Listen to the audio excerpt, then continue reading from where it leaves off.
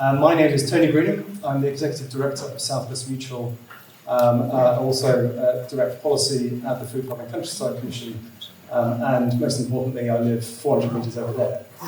Without further ado, I will outline the way that this evening will run and introduce our guests. But first, some housekeeping. We're not expecting a fire alarm, so if a bell goes off, the door is here, and I believe we assemble on the tennis courts, but you will be marshalled appropriately. If you would be more comfortable with a mask and you haven't brought one with you, there are some available on the front desk. If you wanted to indicate now, then one of the team will hopefully be able to furnish you with one. There is drinking water. If you have a receptacle, you can go and fill it up along the corridor at the top on the right. You can refresh yourself with drinking water. The toilets, there are some down here. You go out of this door and round to the right. That includes an accessible toilet. And then on the top corridor, again, go down to the right, keep going. Don't leave the building. You've gone too far. Come back again. Student toilets. So there are plenty of those available on the top corridor. Now, this evening is being recorded, and so if you would prefer to not appear, run the risk of appearing on the recorded version of this, then please indicate that now, because we have a lanyard. If you haven't already got one, there's a lanyard you can put on, and that means the editors will make sure that you do not appear on any recorded version. So anybody that doesn't want to appear, then please could you sort of raise your hand and indicate one of the team will sort you out. Otherwise, it seems that everybody here is an exhibitionist and wants to get on camera, so that's good. So the timing of this evening is we are going to have a contribution from all of our guests, followed by orders and Q&A. We're aiming the formal proceedings to end at 8 o'clock, but there's more drinks and nibbles until about 8:30, when you can all mingle down the front here as well as out there. However, please do not take any food up into the seating area. Otherwise, the team will have to be picking out brownie crumbs until later in the evening and will never be invited back again. So, to the night's proceedings. We have a wonderful range of speakers, all with different expertise and bringing different perspectives to this question. We have set the May Tough challenge to speak for only 3 minutes each. Yes, terrifying. But let's see if we can pull it off. Because after all, there are TED Talks that are only 3 minutes, and I read earlier today that there's actually a challenge at an Australian university to get PhD students to summarise 3 years of work and 100,000 words of thesis in 3 minutes. So there you are, guys. If they can do it, I reckon you can. And the reason why we're trying to limit their sort of statements is because we want you to contribute to the debate and be able to ask plenty of questions to our panellists. So that's how it's going to run. We've got, I will introduce each guest before they speak, but just so you know who's coming, we're going to start off with Gary Jolliffe from Till the Coast is Clear, and then we'll have Professor David Stephenson from Exeter University, Amanda Keetley from Devon Environment Foundation, Ron Bailey, who is a parliamentary campaigner, Anthony Mangnall, our MP, and then finally Dr. Amy McDonnell from Zero Hour. I'll introduce them all again before they speak. We were hoping to have Tom Rivett-Carnock with us this evening, but unfortunately he is not able to attend. So, let's start with our first contribution. If I may ask Gary Jolliffe to, who I think hopefully has got a mic. He has. Hopefully some of you will know him. Oh, don't switch you off yet though. So Gary, you might well know him, but he is representing some of the community groups in Kingsbridge, Till the Coast is Clear, Wild About Kingsbridge, Kingsbridge Climate Action, to tell us why civic society in this constituency is energised about this question. Thanks very much, Tony. Good evening, everyone, and thank you very much for coming. And a very, very warm welcome, I should say.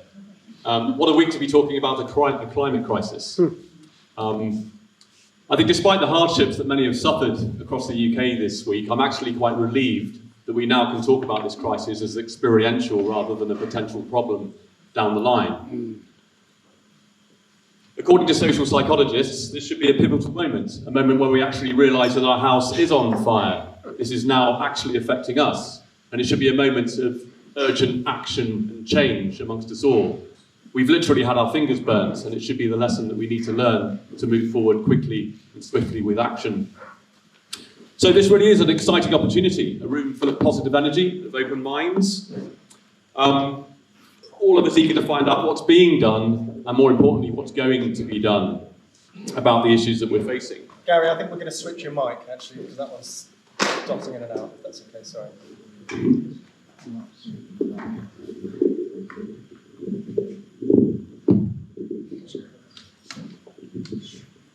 Testing. Sounds good. Great. Do I need to start again? No, but I did take that off your time. Okay, so this is an exciting opportunity, a room full of positive energy, open minds, all of us eager to find out what's being done and how, more importantly, how we can work together to make Earth great. So thank you in particular to our MP, Anthony, for giving up his Friday evening and choosing this humble gathering as the place he actually announces his unwavering support for the CE bill.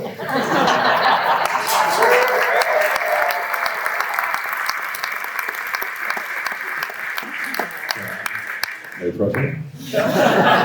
Before I go on, I'd like to make one point absolutely clear. In an age of mixed messaging and confusion, there is one truth that we must hang on to. And that truth is that each of us here literally has the power to change the world. Admittedly, it might be one person at a time, but if we positively influence just one person each, like the person next to us, it has doubled our impact. It quickly becomes exponential. It's the best return on effort ever, and it's really easy. We can't afford to doubt ourselves anymore. We must take responsibility for our actions, and every daily decision we make as constituents and consumers either empower someone who cares, or empower someone who's indifferent or does not care. We simply have to unplug ourselves from the latter and start with oxygen. It works, it's really effective, it's simple. Just ask a politician with no votes. I'm honoured to represent this evening the tireless work of local CICs, clubs, organisations, charities, B Corps, co-ops and community benefit societies, all demonstrating incredible energy, leadership, entrepreneurship and empathy. There are literally too many amazing people and organisations making a difference locally to list. But to name but a few, we have Kingsbridge Climate Action, Wild About Kingsbridge, Till the Coast is Clear, Sustainable South Hams and all the sustainable branches and hubs springing up everywhere. Kingsbridge Food Bank and all the food banks, Kingsbridge Town Council, Big Green Net Zero, the Devon Environment Foundation and Ocean Rebellion. All of these guys are doing incredible work, often off their own backs. It must not go unnoticed by our leaders that many of the best things that happen in the UK for our society, nature and the environment, are started by ordinary individuals within communities, people who at the outset have no power whatsoever other than a desire to solve a problem or put a wrong right. I'm sure we can all agree that none of us likes to be told what to do. But there is only so much we can do alone, and we've never been more eager to be showing support and leadership from our elected representatives. This is why we are here to demand a binding commitment from our leaders who, ironically, seem more comfortable in the shade on these issues when they should be feeling the heat and sweating it out like the rest of us. This is why we must support Zero Hour and the Climate and Ecology Bill, because it's essential, logical, impartial and it's science-based. Enact it and we have much to gain, and literally everything to lose if we don't. Thank you.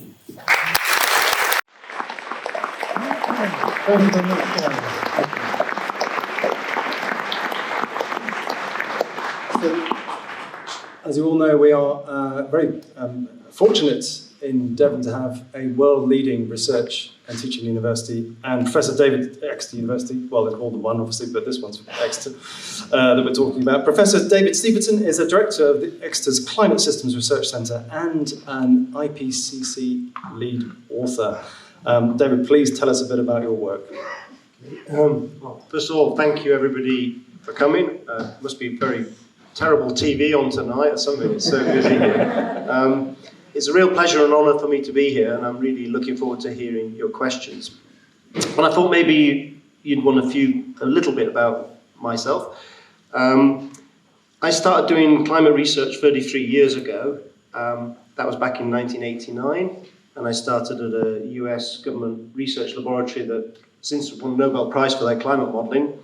At that days, I checked out actually the carbon dioxide levels at 360 parts per million. We're now at 420.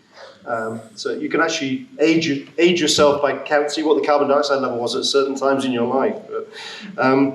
I then worked at the French Weather Service, Météo France, where it was very hot in Toulouse, but it's even hotter these days.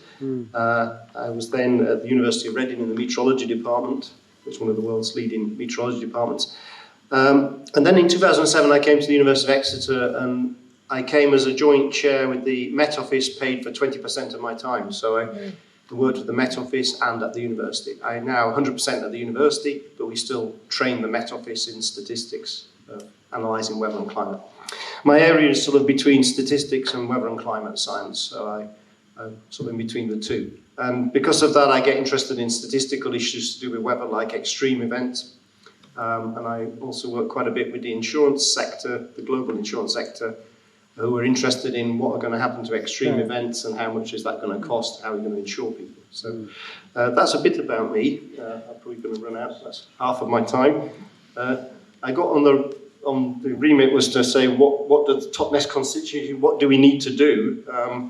I don't know, I'm not in the Totnes constituency, but I was thinking it was a bit like, the analogy is a bit like eating, if you'd been eating a lot of chili peppers, and you start getting very hot in the mouth, and you think, the first thing you'd want to do is think of ways of you'd probably slow down eating the chili peppers. You'd stop eating them, they're getting too hot.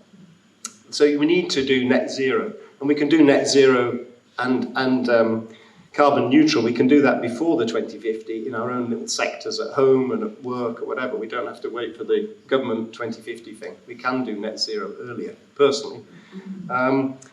That's sort of like stopping to eat the chili peppers. And the other thing you need to do is think what's going to happen to your face when you've been eating a lot of chili peppers. It's going to get hotter and hotter. You're going to have to think of things that will calm it down, eat yogurt, drink cold milk, whatever.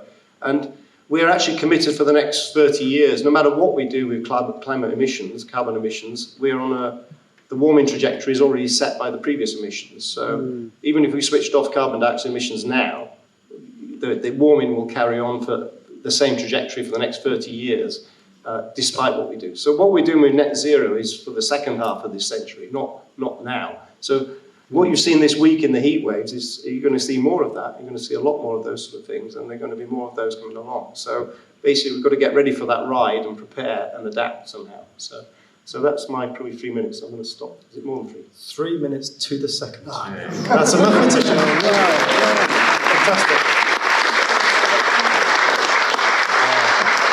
Thank you, David, and I hope you're already thinking of your questions. There are loads of questions arising from me already from the wonderful contributions. But let's move straight on to Amanda Keetley, who's Executive Director of the Devon Environment Foundation that works with local partners to implement bold nature regeneration projects. Amanda. Thank you. And it's great to be here this evening, and brilliant to see so many of you here as well. I think that does tell our MPs something, that your government is not delivering what your electorate would like on climate change.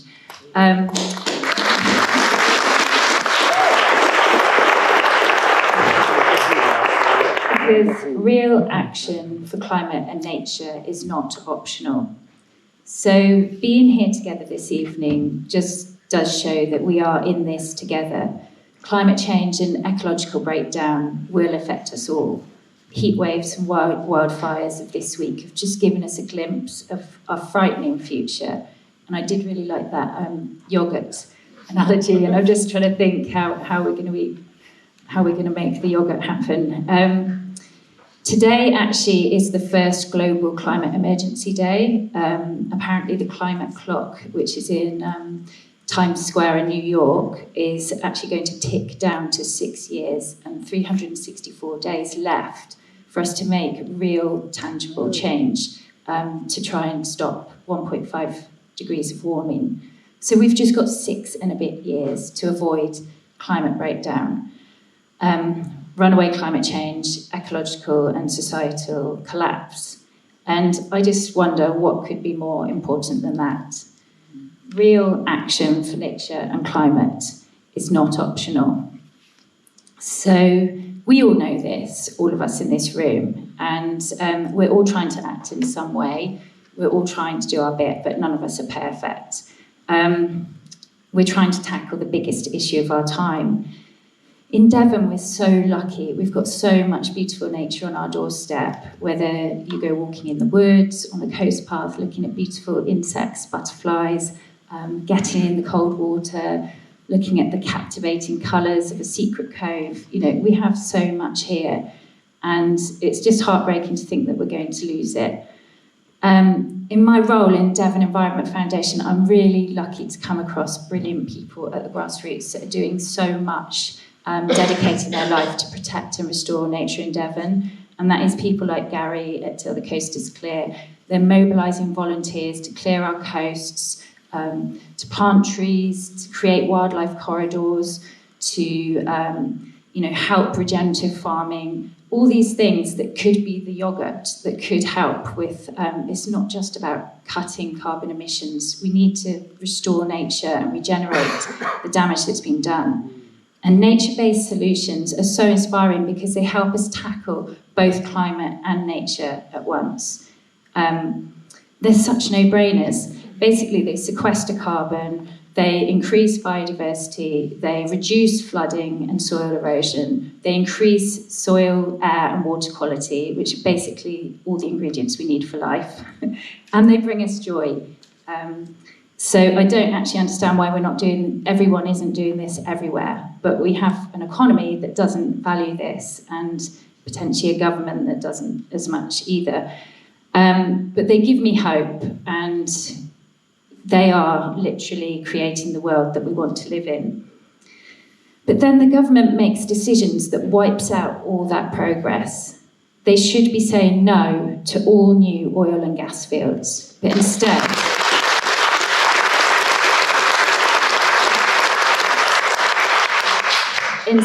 they bow to insatiable greed, jeopardising all our futures.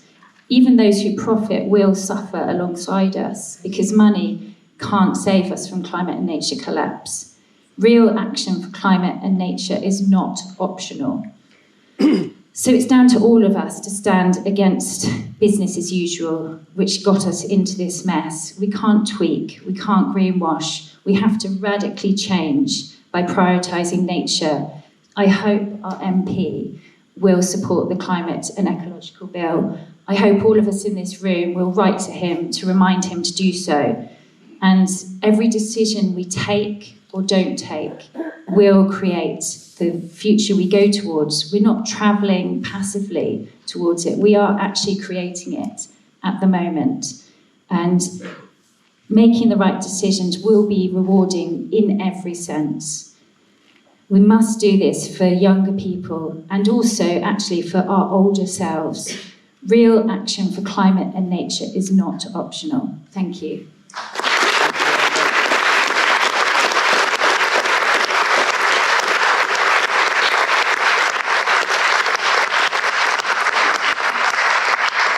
Thank you, Amanda. So we've heard from scientists, we've heard from grassroots activists working on nature restoration. Now our next two speakers are actually bring a perspective of national policy making, of course, Anthony Mangnall, but before him, Ron Bailey is a specialist in promoting private members' bills. The Climate and Ecology Bill has been introduced as a private members' bill, and he was part of the team that created the Climate Change Act in 2008. So, Ron, would you like to give us your perspective on how such a bill, could take place and how that might help us? Thank you very much, and it's great to see so many people here from Kingsbridge. And from the Totnes constituency, and indeed from Anthony, who's been apparently working since 6 in the morning. So thank you very much for coming.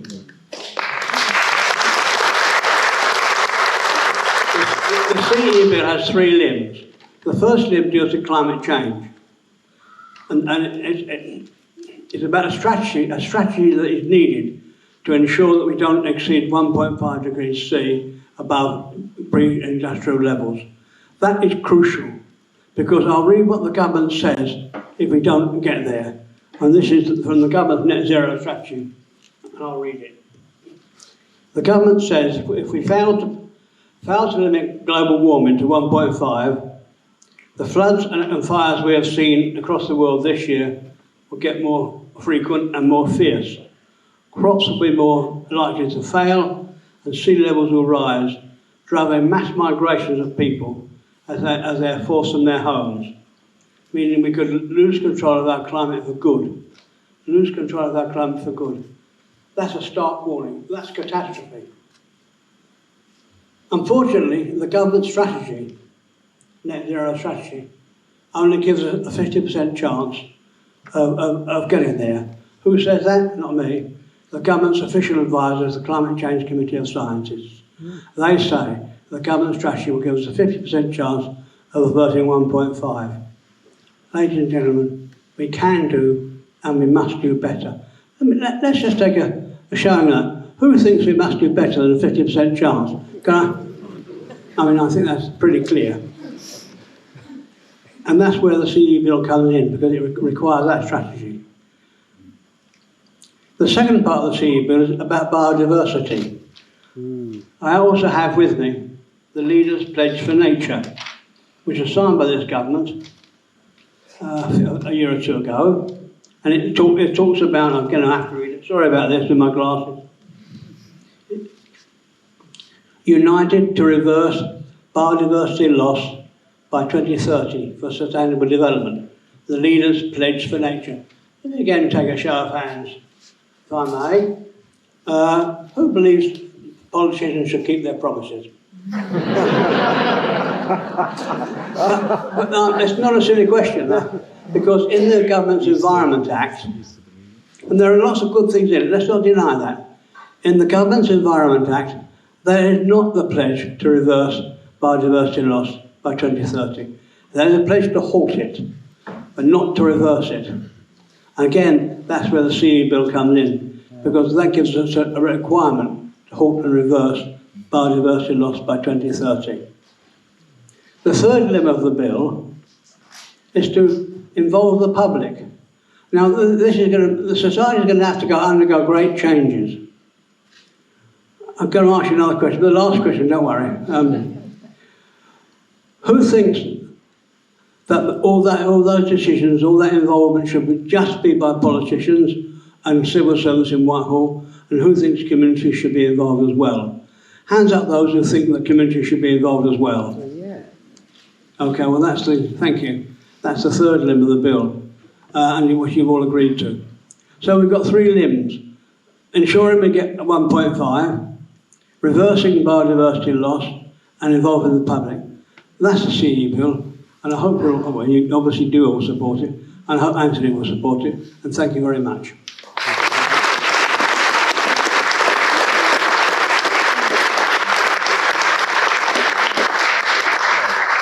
Thank you very much, Ron.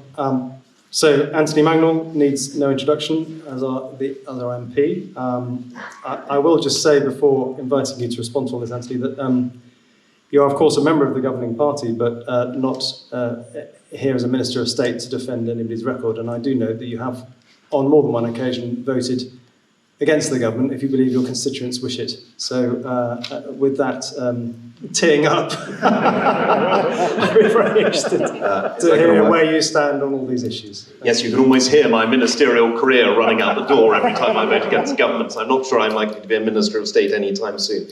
Listen, thank you very much for having me, and thank you for inviting me. I think it is always, and for those of you who know me in this room, you know that I engage on this issue. It is an issue that I feel that the more we can have conversations about this, the more we can discuss the policy, there is more benefit to be had.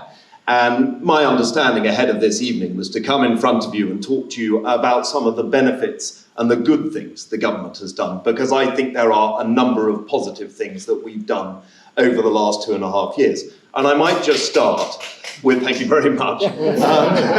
There's always one, and I'm very grateful. I think let's just start with the COP conference, because actually when I read through that document and that agreement and what we did and achieved in Glasgow, I think there is a lot to be proud of. We brought the world together. We got them to understand that we needed to ensure adaptation. We got to understand and introduce laws and rules and ideas about how we would help the developing countries. And we also ensured that we would put the buck behind the need to actually make those changes. And if you don't take my word for it, take the UN Secretary on that committee, Patricia Espinosa, who made those exact points in Latin America just last week. We have done a good job in leading other countries. And I think the most important thing that this country can do over the next 2, 3, 5, 10 years is lead other countries in the quest to go beneath those emission rises, but also with the trade of technology, with the ability to reach net zero, but also to introduce net zero targets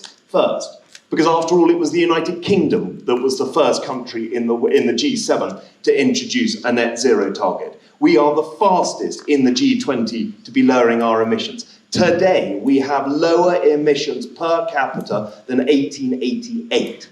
That is something to behold, and I think we have to remember that we must be positive about some of these changes and some of the things that this government has done. And I am proud, you wouldn't expect me to say anything else. I think it's important that we passed an environment bill, an agriculture bill, and a fisheries bill, all that takes into account what we need to do in terms of biodiversity, in terms of looking after nature, in terms of restoration, and also in terms of looking after the climate itself. But I come back to this again and again and again.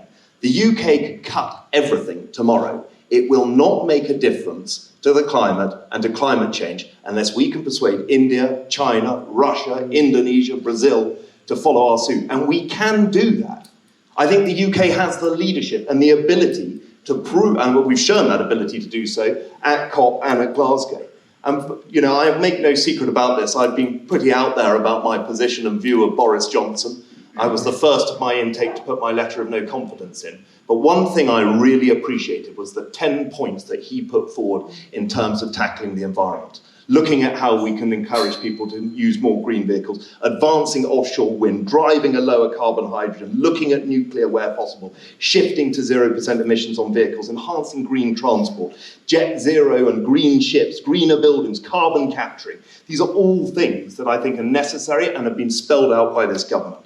I think we don't just have a plan, but we have the action to match it. Made the points about G7 and G20 and where we are, but we have just recently in 2021 introduced the targets to reduce our emissions by 68% by 2030 and 78% by 2035. This is not us sitting back and doing nothing.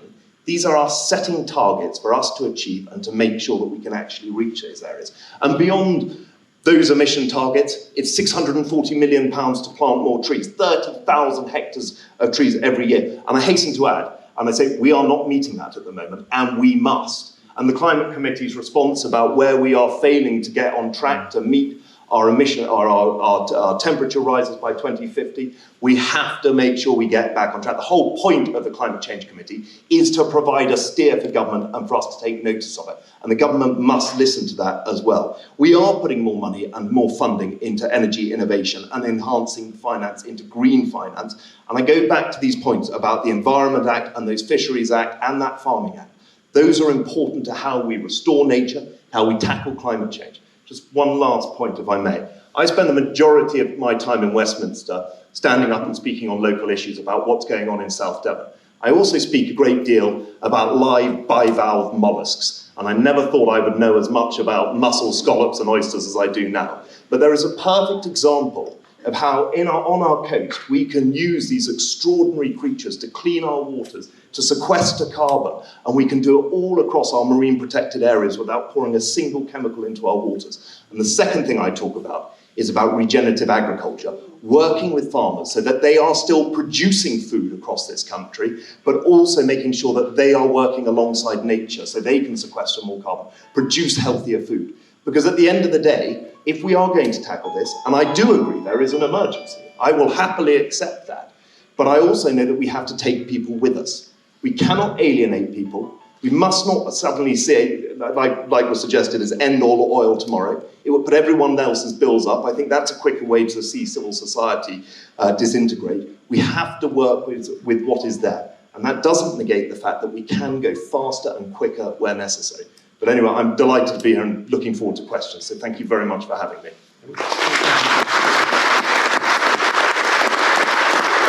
Thank you very much, Anthony. There are positives, there is action, there is a plan. So on to our final speaker, Dr. Emily McDonnell, Director of Zero Hour, the campaign for the Climate and Ecology Bill. Amy, perhaps you can, in the context of what Anthony's just said, perhaps you can tell us why you think we do need more, why we need more, a new piece of legislation to actually get us to where we need to get to. Thank you so much. Good, I'm glad my mic does work. This is exciting, isn't it? Thank you all so much for coming. It's really brilliant to have all of your support here this evening. So as has been said already, you know, we can really start to feel the visceral impact of climate change now. We've been seeing temperatures really soar, and it is a now or never moment for us. We know as well, as Anthony has said, the UK has been world leading in the past, and it's time that we are world leading once more. This week, we've also seen, as well as temperatures rise, the government's net zero strategy was called unlawful by the High Court, and that's just not world leading. We know we do need more. The Climate and Ecology Bill can deliver on that. So it's a science-based plan, it's a science-backed plan to put in place something that will tackle the interwoven climate and nature crisis together. So we've heard from Ron earlier on, who spoke about some of the key elements of the bill, but I just wanted to talk as well about what it would mean for the local area, what the bill would mean for Kingsbridge, for the wider Totnes constituency. So really, the Climate and Ecology Bill is all about putting the health of people and nature first. And it would do this by things like thinking about food security. And I know that Anthony as well is a big fan of regenerative agriculture, so it would really help promote that. It would also bring food production home. It would help stave off the worst impacts of climate change. So I know in Kingsbridge we've had flooding, and we are really going to get more intense, more erratic weather, and that will affect farming. And what nature does, and by protecting nature, it not only locks in carbon, but also helps protect by locking in water from flooding as well. We know here as well, we've seen lots of housing developments like Locks Hill. The bill would provide a framework that prioritises the protection of nature, and this would really help, so all around decision making, which would really help lots of senseless destruction. The bill would also set up a climate and nature assembly, so this would involve people in the fair way forward. I just wanted to end, I'm not sure how I'm doing on time, but I just wanted to point out that actually this week as well has been a really exciting time for the Climate and Ecology Bill. So just last week it was debated in the House of Lords, which is really fantastic. So it's really gaining huge traction. We've also now got the support of veteran Conservative MP Sir Peter Bottomley, also the support of Conservative Baroness Hooper, who spoke in support of the bill in the House of Lords. So we really hope that this will leave the door wide open for Anthony to follow suit, of course. And we've also been speaking to your colleagues, Anthony, in St Ives, Derek Thomas. We've been speaking to him about presenting the Climate and Ecology Bill as a 10-minute rule bill. Lawrence Robertson has spoken to local press, saying that he supports the aims and principles. He's the Conservative MP in Tewkesbury. So we'd really like today to ask whether you will work with us on our shared aims. And then, just before I end, I also want to invite all of you, if you haven't joined the Zero Hour campaign already, please do so. I think Laurie, who was on the desk as you came in, has a board, so do sign up if you haven't already. And then we've heard as well that Tom Ribbott-Carnac unfortunately couldn't be with us this evening, who is the former climate change political strategist for the UN. So I just wanted to say some of his words, so he's in the room. So he says, "You are not powerless. Your every action is suffused with meaning, and you can make a transformative difference to the future of life on Earth." Thank you.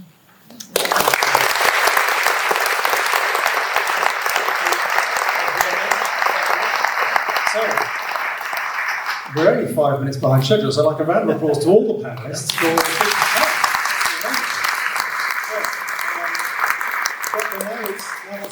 So before I do open it up to the questions, I just, for those of you who are standing or seating on the, if you want to take a moment to try and find a seat, please do, if that's going to make you more comfortable.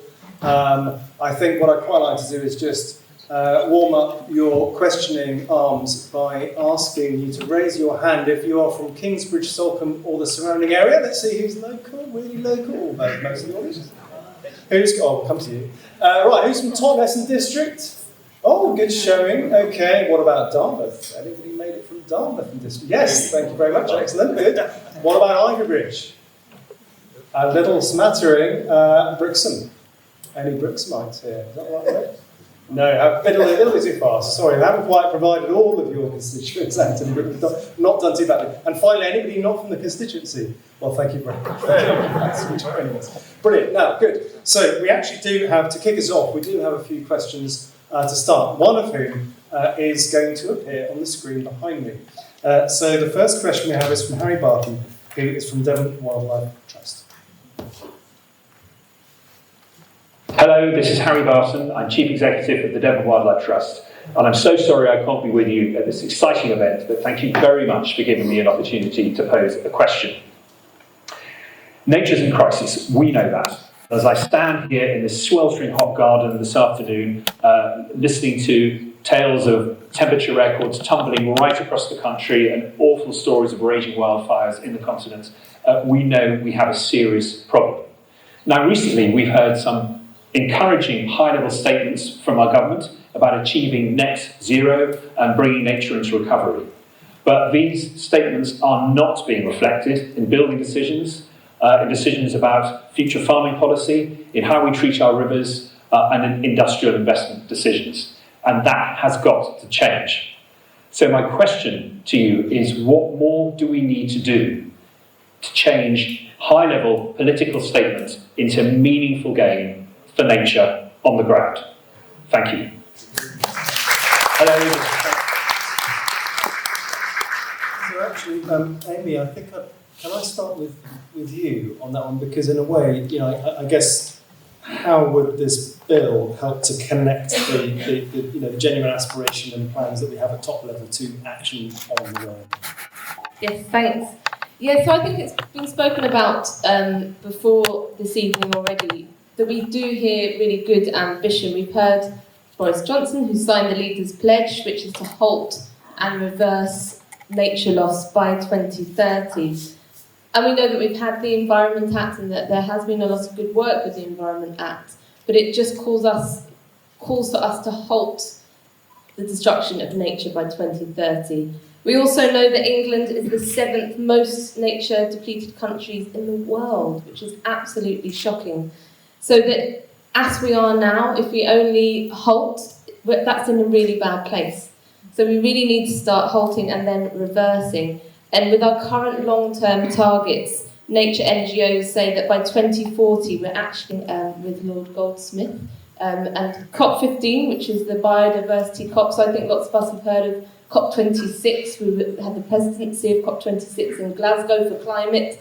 So this is the sort of biodiversity equivalent. And it's being called the Paris Agreement for Nature. But we also know that talks have been called glacial. And we spoke to Lord Goldsmith about we really need to be leaders, and Anthony was saying the same. And to be leaders, all of these promises, all of this ambition must go into our national legislation. Also, I just wanted to say, that the bill would also provide a whole of government approach. We need to give local councils more power and funding, and decisions at all levels need to be seen through the lens of prioritising the protection of the health of people and nature. Thank you. Okay, so I'd like to come next to Amanda. Sorry, I haven't warned you this, but we're not going to go the same order every time. So Amanda, could I come to you next for your thoughts on that connecting of what's actually happening on the ground, what you're seeing at Devon Environmental Foundation with these high-level statements? What needs to happen to make that more joined up? Yeah, well, I mean, the things that we're funding on the ground is what should actually be happening, and I just don't understand these sort of statements of halting by 2030. Like, halting you can literally do today, and then reversing takes some time. And, we're proving that with the projects that we're funding. Real people are just getting on and doing it, and the reason they're doing that is because the government aren't doing anything about it, or not enough. And like Harry was saying about statements rather than action, we fund projects that do tangible action. That's how I stay sane, how I can keep going. I don't actually know how people in government can stay sane when they just are going around in circles talking about it and not actually doing anything. And we just don't have a choice. The thing about oil and gas, I didn't say stop all oil and gas, I said stop new oil and gas. And there's just no excuse to carry on. And as you say about civil society collapsing, you know, it's going to collapse anyway if we carry on. So, you know, that's all I've got to say. All right. Thanks, Amanda. So, Anthony, I'll come to you last on this, but before we do, Ron, I just wondered if you wanted to add anything about, you know, what the bill might do to address this disconnect between the high level, the thing that is in law. We do have these targets, we do have the policy, but yet it doesn't seem to affect actual planning, actual building, actual farming. And do you think this bill would help? Is that to me? Yes. Yes, I mean, if halting and reversing was a statutory target, it would drive action. It would ensure that all government departments act to achieve that target. And so it's very simple. Make it a legally binding target by 2030. And, I mean, okay, the action is, what follows will follow, but if it's not a statutory target, it won't happen. It won't happen. So I'd ask Anthony, would he support a statutory target to halt and reverse biodiversity decline by 2030? Okay.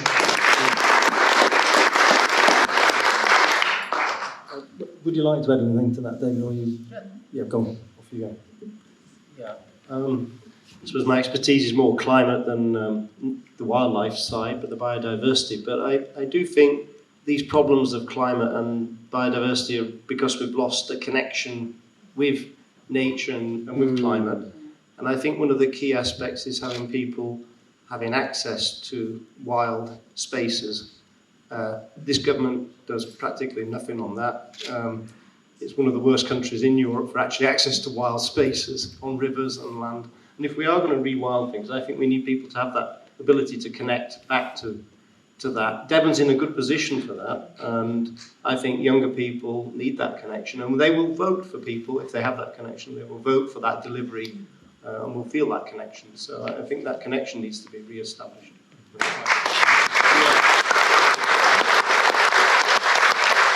So, Anthony, just a reminder of the essence of his question, which was, you know, accepting a lot of the good things you've outlined about the targets and the plans and the actions being taken at top level, but we're not really seeing that translate to what's happening on the ground. Do you think that do you think there's some truth in that? In which case, what do we need to do to make sure that the buildings being built right now are in accordance with what we need to do on climate and biodiversity? And can I ask you to address that specific question about whether we should be stopping new oil production and exploration?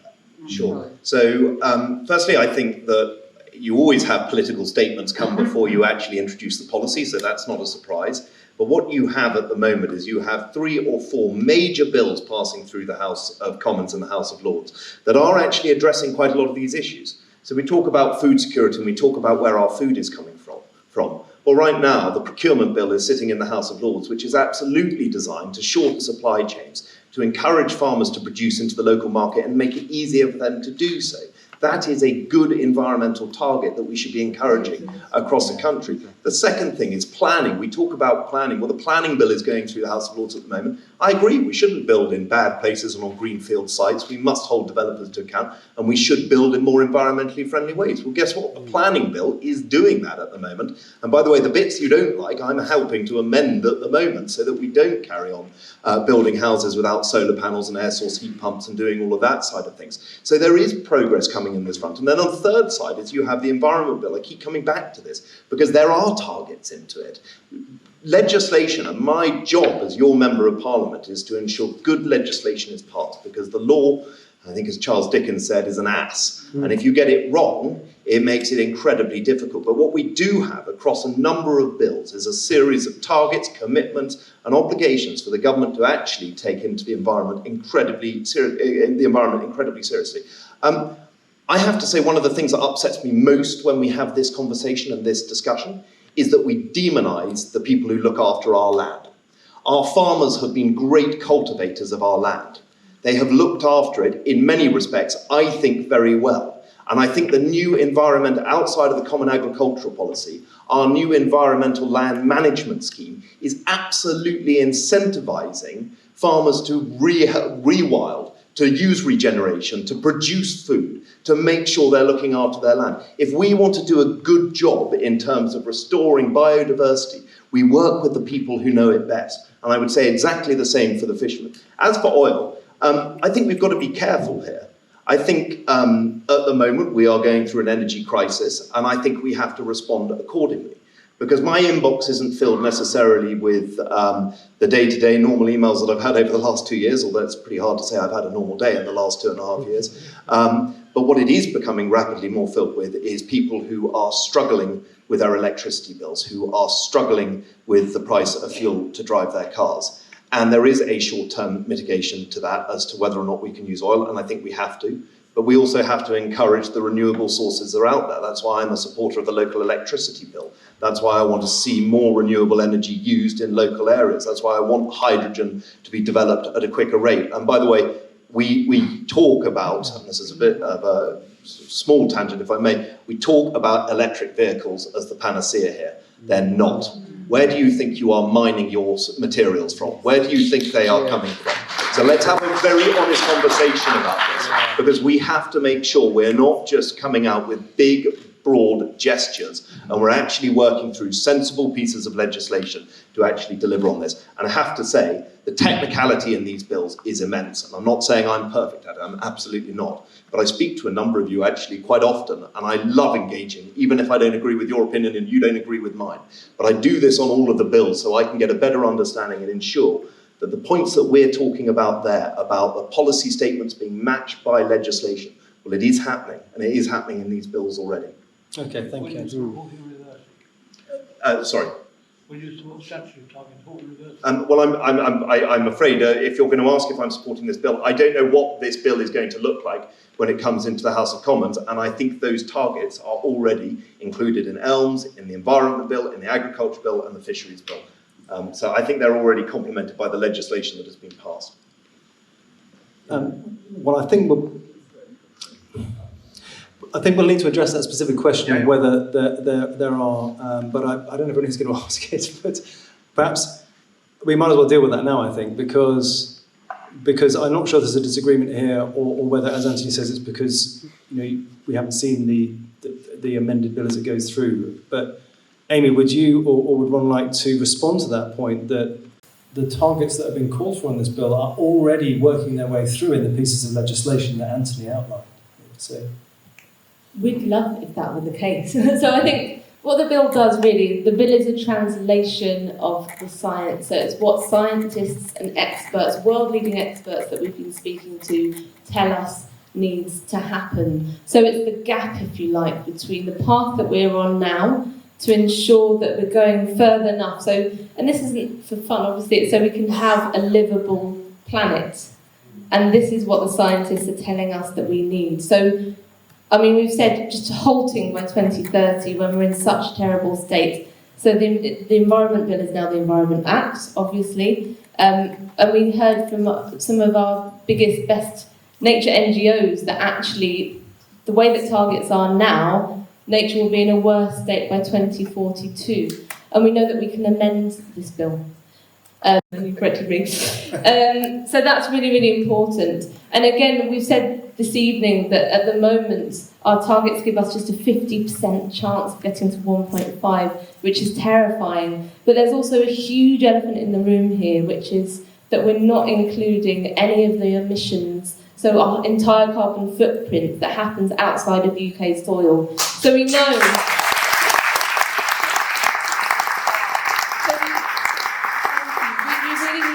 look these things in the eye, and as a country say, we have this impact, and we have this impact around the world. So we know many of the things that we consume are produced, transported and disposed of all around the world. And even if we were to perfectly conserve our island as the UK, if we're not tackling the way that we're breaking down ecosystems, key ecosystems like the Amazon rainforest, for example, then we'll be done for. So we need to take into account our carbon footprint and our entire ecological footprint, and that's what the bill would also do. And with 1.5, the 50% chance, the bill calls for us to think about our carbon budget. So this is the amount of carbon that we're putting into the atmosphere. So it's just logical. We have to think of our fair share, because we could arrive at net zero by 2050 and remain within that budget, or the path that we're on now is to blow that budget apart. So we really just need to look things square in the eye. Okay, thank you. Okay. So I'd like to move on to the next question. So we've got lots of questions to get through. So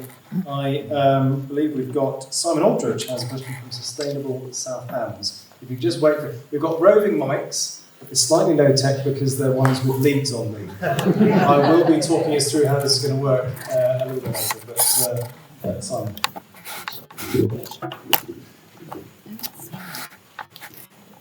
Thanks. Good evening. As a Director of Sustainable South Hams, I'm pleased to report that we have a growing group of dedicated volunteers all around the constituency doing fantastic work on the climate and nature crisis. But there's a general feeling that the government doesn't have our back. The South Hams District Council supports us, but there's only so much we can do without serious funding and legislation. And you'll know that the IPCC said in 2018 that we need rapid, far-reaching and unprecedented changes in all aspects of society. And I've asked if the technical guy would slide on. Thank you very much. And so you see here from the Climate Change Committee behind you, Anthony, on the slide, that we actually in the last decade have seen almost no progress in any sector apart from power.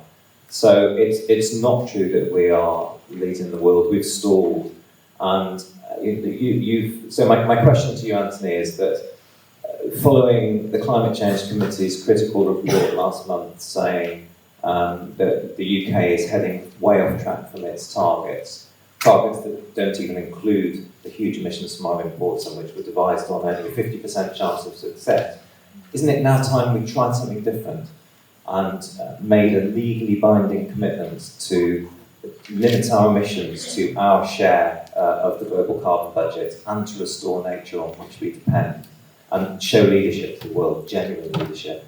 I think for the country that sparked the Industrial Revolution, it'd be fitting for us to lead the way out of this, and this bill could be a blueprint for the world. Thank you.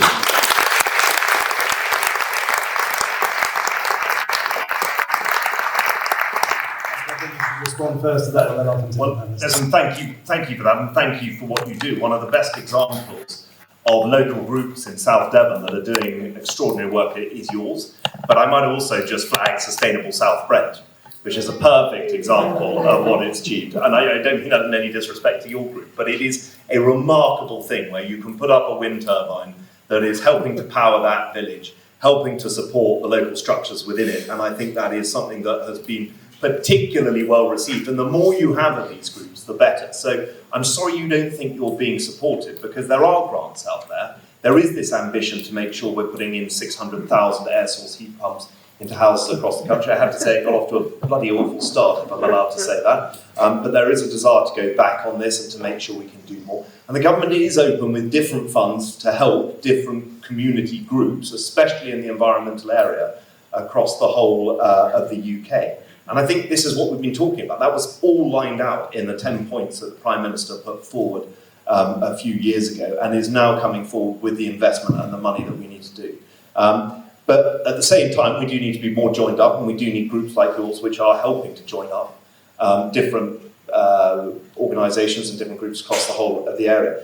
In terms of your graph behind you, I don't deny the fact that the Climate Change Committee reports are damning. They are absolutely damning. We do have to take action. But the very point of that committee is to keep the government on track and to steer it in the right direction. That, select committees. Committees are not set up independently of government approval. So they are following this, and it is helpful to have those reports because it is a useful kick up the backside to make sure we can get back on track. So I take the point of what they've come out with in that report, and we ought to listen, and we do need to listen. So, yeah, thank you. Thanks, David. Could I come to you next? I think particularly you may have a view on the differences between where we're doing quite well and where we're not doing very well, in terms of where we need to get to. And can I ask just a reminder to try and keep your comments concise so we can get through those questions. Yeah, it's kind of annoying for me because after 33 years of doing climate research and seeing we've known about the warming thing since I've started 33 years ago, and the speed of progress is really slow. There's so many things that any governments, this government and others, could be doing, which they don't. And that's the reason these curves are flatlining. I mean, what strikes me as amazing is I can go out and get 0% finance on a four-wheel drive. I can't go and get 0% finance on a heat pump. You know? I mean, there's still a massive investment in carbon-centric sort of thinking, and the money has to flow towards away from that. You know? And the government has a massive role to do that and start giving people a push and the people a help as well. It shouldn't be up to local groups to set up wind turbines. It shouldn't. I'll come back on one thing. You may not be able to get 0% on air source heat pumps. You get £10,000 instead from the government. This is the stuff that we... You don't get £10,000 on heat pumps. You get a thing for 6,000, I think it is. And they cost more than that. They do, but the whole point is that this is exactly what we did with the solar panel market. We encourage people to go into them. It reduced the price of them. We have to look at these things. The government can't afford that. Look, you could have 0% finance on solar panels and a feed-in tariff, which the government got rid of. You know?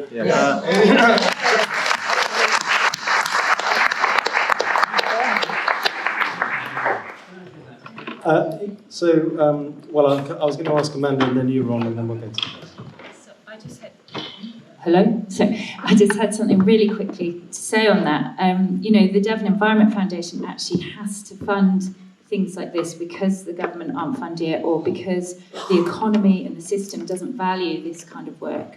And that's just really shocking that we sort of subsidise things like fossil fuels or other areas of the economy, but we're not actually focusing on these groups which could make a massive difference. There's all the will hiding away in every single area of your constituency and all around the country. And if we could give that some more rocket power, we shouldn't have to just rely on philanthropy and voluntary donations of time and money. It should come from the top as well.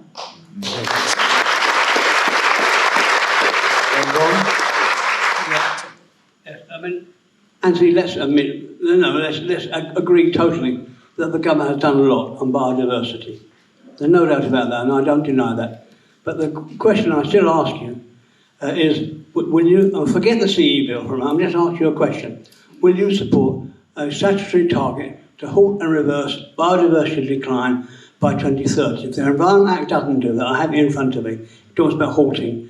Neither does the planning bill, neither does the agriculture bill. I've read them, they don't talk about halting and reversing biodiversity decline by 2030. So my question to you, Anthony, is simply this. Forget the CE bill.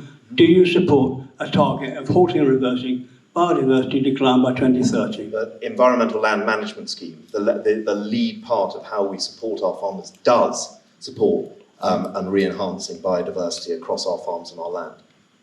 So that is already there. That is precisely what the Environmental Land Management Scheme does. That is why... Yes, it is. There are pilot schemes that are already operating for farmers across the country. Can I clarify and the three pillars of it are there and working.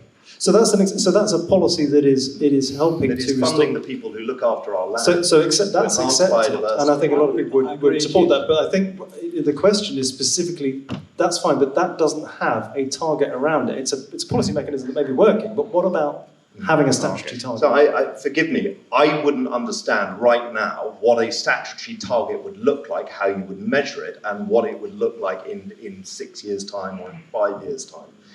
So no is the short answer, partly because I think you've got to be careful when you're legislating about putting in arbitrary targets. But I do go back to this point about ELMS, about what it does to encourage farmers, and how it is rewarding farmers in the way in which they look after their land.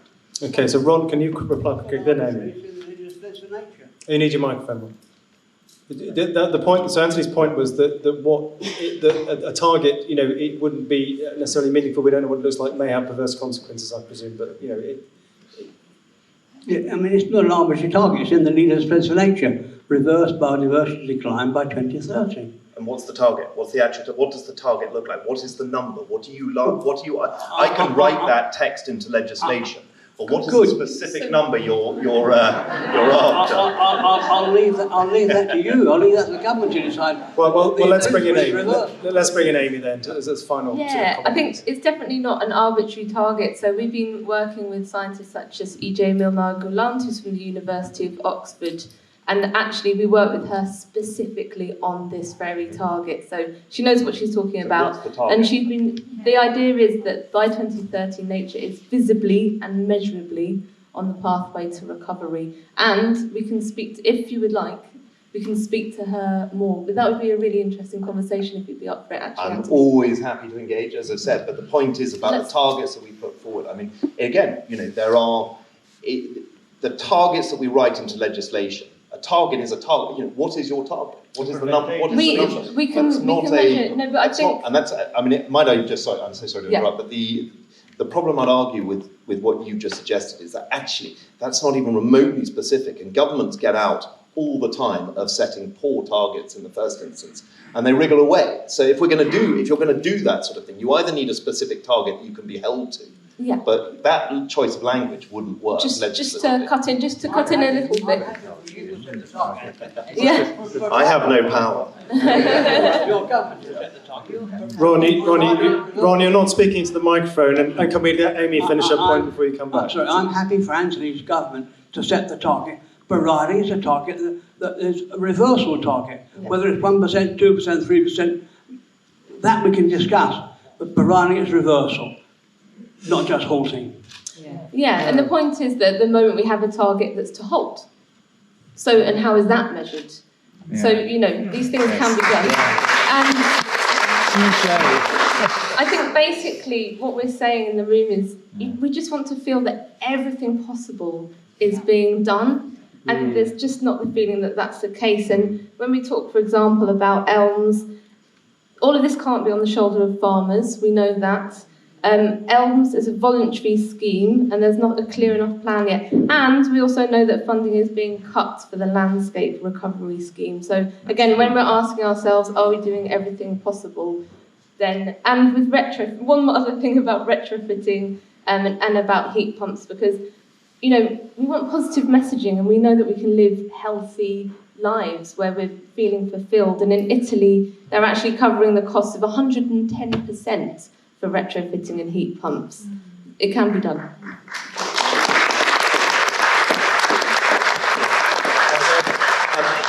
So this elm thing is important. I mean, the Common Agricultural Policy was voluntary if you wanted to get the money. And the whole point is our farmers depend on elms. And elms is weighted, in some instances, a lot of farmers disagree with this, but elms is weighted towards encouraging farmers to enhance biodiversity, to protect their landscape, and to rejuvenate it. And I think that's really important, because to say it's voluntary is actually to negate the fact that farmers absolutely depend on it, and that it is an essential lifeline for them. So I think it is hugely important. And I'm not resting on farmers, as was just said, we all have the power. Of course we do, to change our habits, to change our way of life. But our farmers also have a massive opportunity given the land holdings we have in this country. And I think, please don't discount elms, because it does, I'm not suggesting you are, but don't discount it, because it's a good opportunity for us to really do the things that we are talking about in this instance. Sorry. Thanks. Each of these questions we could talk all evening on. I'm very conscious of that, but we must move on. There's one more question that the panellists had a chance to see, and I'm going to ask Isabel Carlisle to ask it, although I understand you may have slightly changed it. Isabel, why don't you go ahead and ask the panellists your question. So we have the other piece of audience participation here, just to warn you, is that if somebody down your row is going to ask a question, you are responsible for passing the microphone down to them, okay? So just be ready to help out the production team. So, Isabel. Okay, thanks, Tony. I'm from the Bioregional Learning Centre that works across South Devon for climate resilience. And my question is, it's not possible to maintain our current levels of consumption and reverse biodiversity loss and ecosystem harm. To give one example, the Environment Agency is predicting a reduction in flow on the River Dart to an average of 39 megalitres, that's 1 million litres a day, by 2050 due to climate change. That is almost the same as the amount of water extracted for our drinking supply at Little Hempston every day. Unless we radically reduce our water use, there will be no healthy water environment. How do we, in Devon, tackle the lack of information, the lack of courage to fess up to the reality of what is happening, and our reluctance to radically change how we live?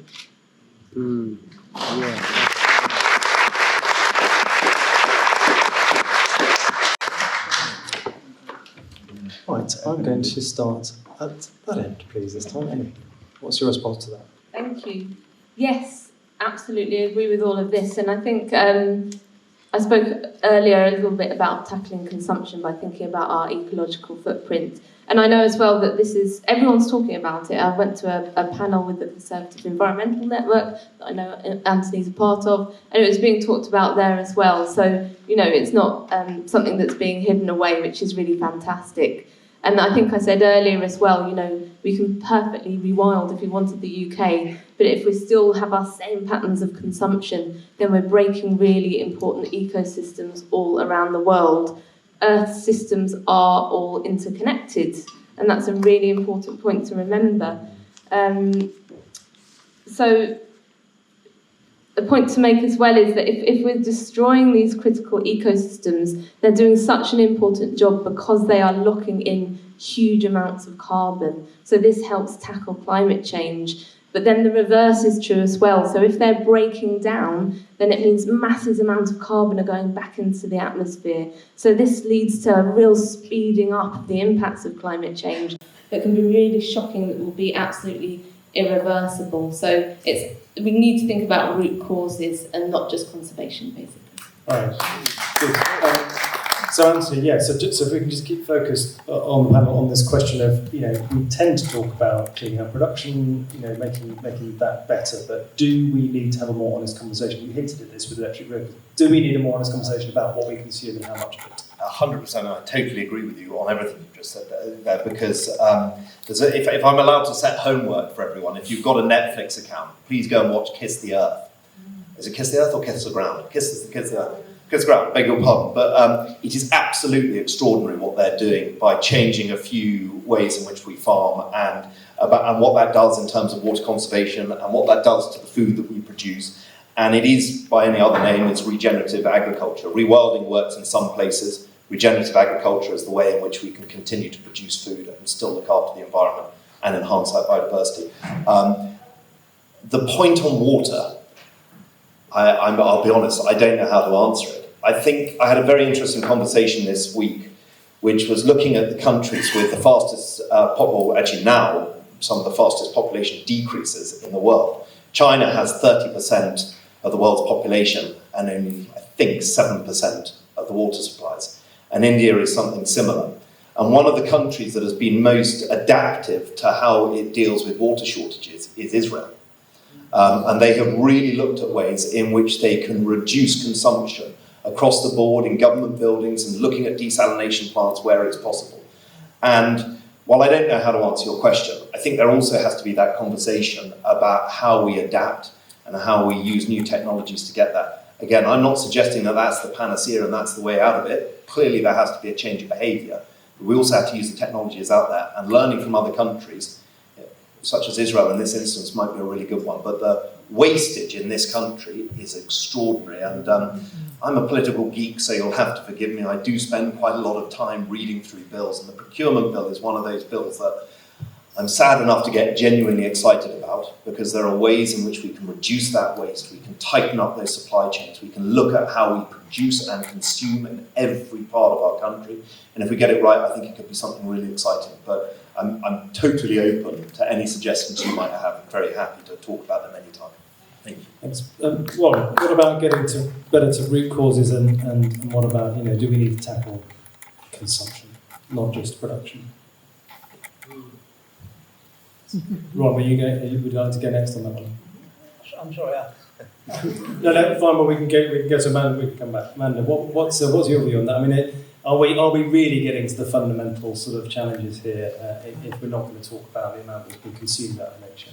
Yeah, no, I completely agree. And, one of the ways of doing this is to help people connect back with themselves and back with nature and back with each other. That's what consumption is. It's where we feel lack and where we're not having that connection. And it's really hard because we all have these marketing messages all the time getting us, to try and buy things or to see what we think will be better. But actually, I don't know how we do that, whether it's education, whether it's, funding more groups at society in the, at all levels. And I love that film as well. I think regenerative agriculture is one of the areas that gives me the most hope since sort of looking into this. And maybe it's a mental health thing for the whole of society, that we need to get better at sharing these positive stories and letting people know about these best examples so that they don't feel they need to buy stuff to forget about it all. Good.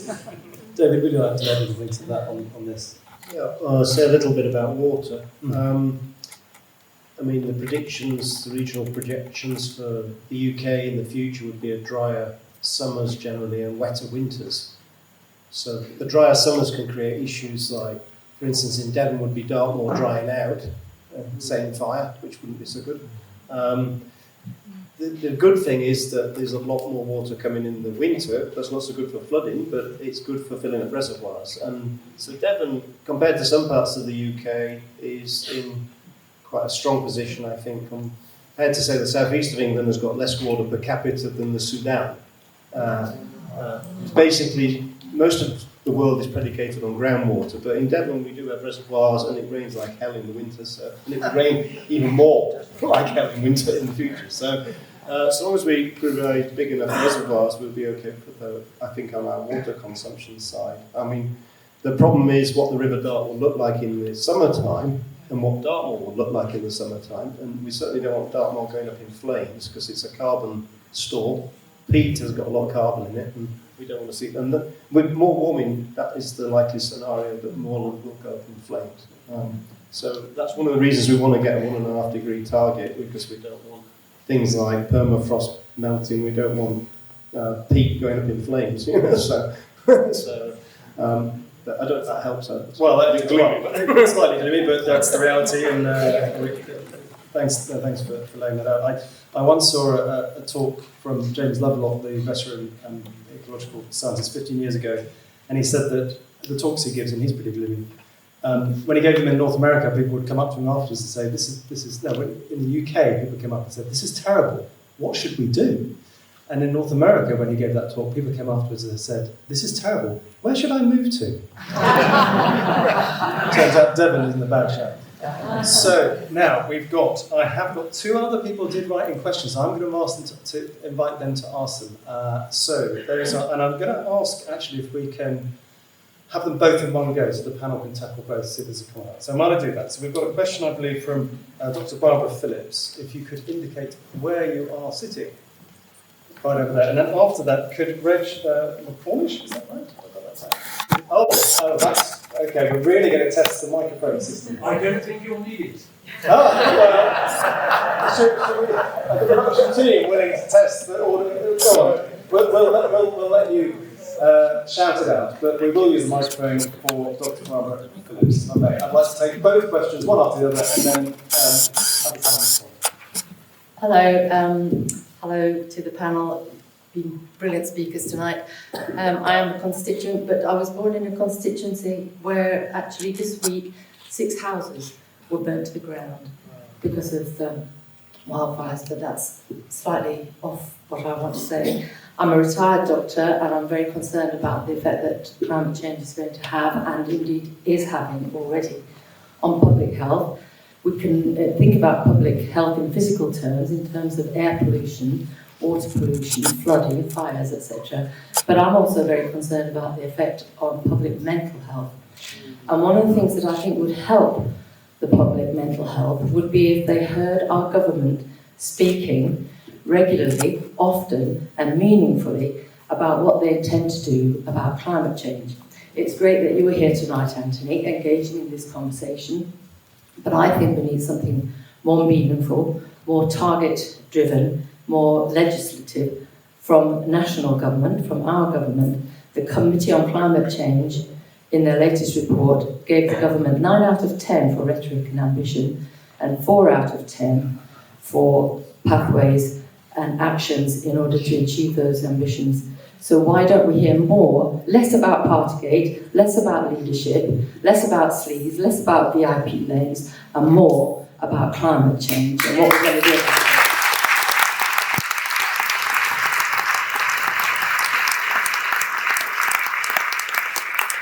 Thank you. And I'd like to have the second question now as well for the panellists to respond to both. So, Reg, without microphone. Can you all hear me in the northeast corner? Okay. I was once very famous for teaching young midshipmen lectures standing on Plymouth Hoe from the top of Edstone Lighthouse. First of all, it's really thrilling to see so many here tonight and support your giving support.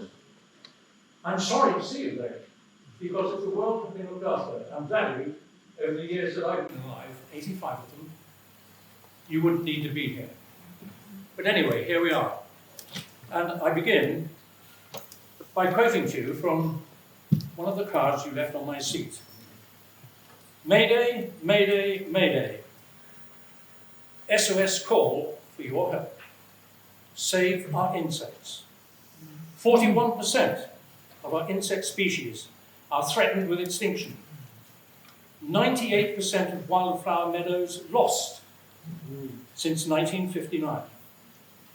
Pesticides have doubled in the last 25 years. Now let me add to this that not all pesticides are liquids or powders. Many of them are people who don't do what they're supposed to do. I don't mean ordinary people, I mean those in charge of what's going on. I read on. Reg, can I encourage you to ask a quick question? It is quick. I'm being very quick.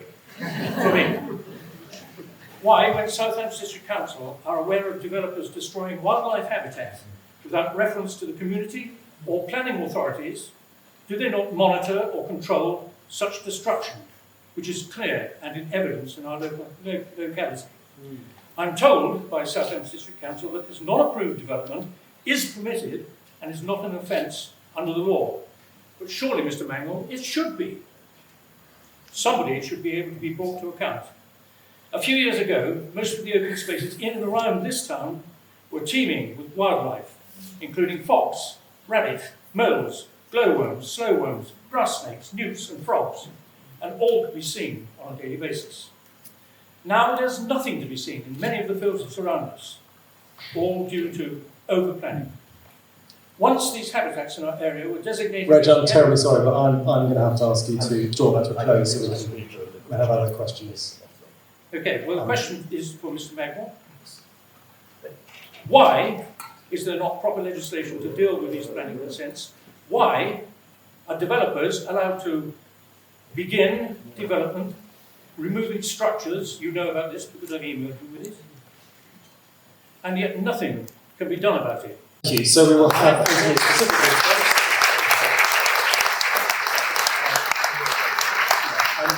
And then after that, would you like to address the excellent question about physical and mental health and how the government can help support? Listen, it's funny actually, in the last few weeks I've seen more snakes, and I'm not talking about being in Westminster. I've seen more snakes down here and nearly trodden on more adders than I think I probably have in my entire life. And I spent a long time, 3 months, shearing sheep on the Isle of Mull. There are a lot up there. On developers, you're talking about my pet subject.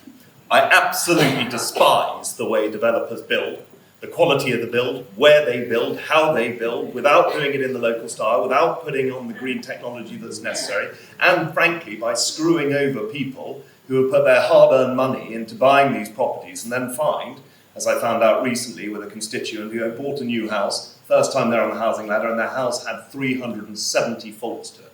It is unacceptable. It is totally unacceptable. And all the while they make money and they profit. And so you ask what's being done. Well, the planning bill is coming through Parliament right now. And I tell you, there is no more animated group of members of Parliament than the 120 of us who are sitting on the amendment group of that bill. And in it are the policies and amendments that we have already tabled, which will mean that enforcement measures are in place so that the developers who have done what they've done at Lox Hill can never do that again. They would not be able to start even building unless their planning permission had been fully approved. And this is what's going to hold them to account. And it's also the point that we're now doubling the fines. The fines used to be about £2,000 for them ignoring a planning order. Well, every developer factors that in, they don't care. So now we're putting them up serious fines that will have consequences. And on top of that, when they ignore a local council and they ignore a planning order or a restriction, whether it's looking after biodiversity or looking after trees and tree protection orders, and all of these important things that we need to think about when we're building, they will be blacklisted from building anywhere in the country until they've answered for it. Yeah. And just before you think that they may do canny operations and close down their firms and set up a new one, which has happened all over the place, we will now be naming the individuals. They will go onto the register and they will not be able to build anywhere across the country. So I am unbelievably passionate about this issue because we're not building in the right places, we're not doing it in the right way, and we can get it right and we can do better. But that bill is going through committee stage at the moment. We're continuing to amend it. And if I can say, sir, watch this space. If you want to come and talk to me about what we're doing on it and where we are, my door is always open and very happy to do so.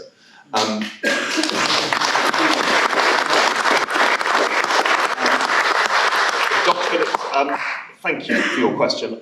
I do think the government talks about it, probably not enough. And I think one of the problems that we have is that we have a communication problem of talking about some of the successes that we have had. I'm sorry, but I happen to think, and as other panellists agreed, I think COP was an extraordinary success.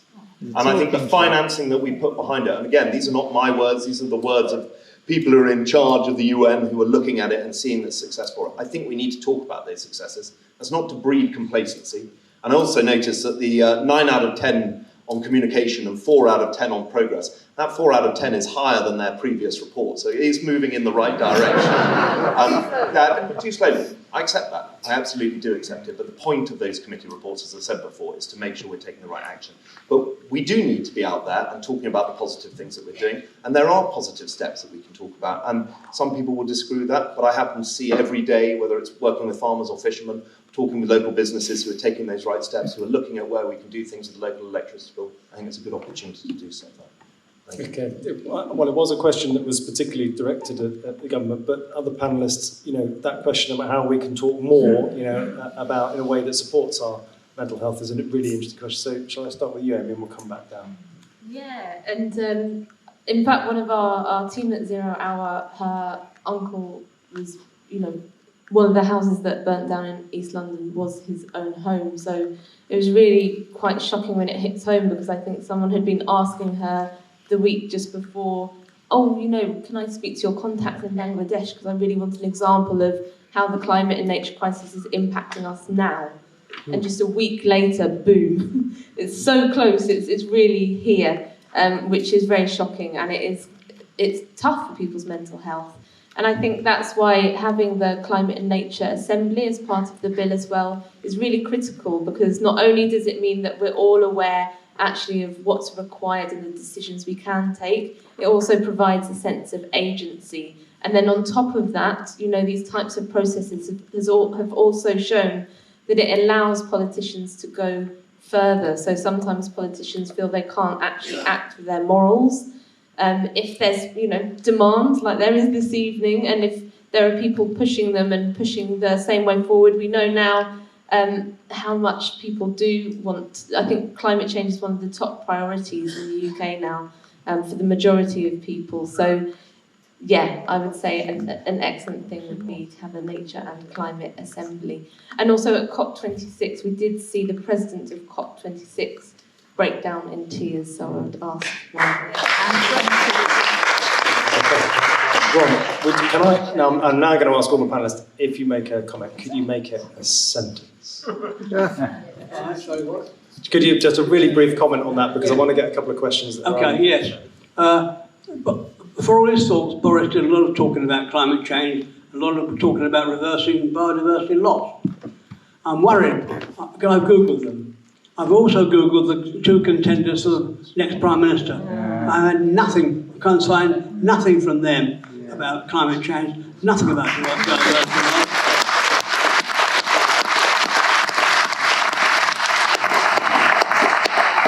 Will you please push them to rectify this? Thank you.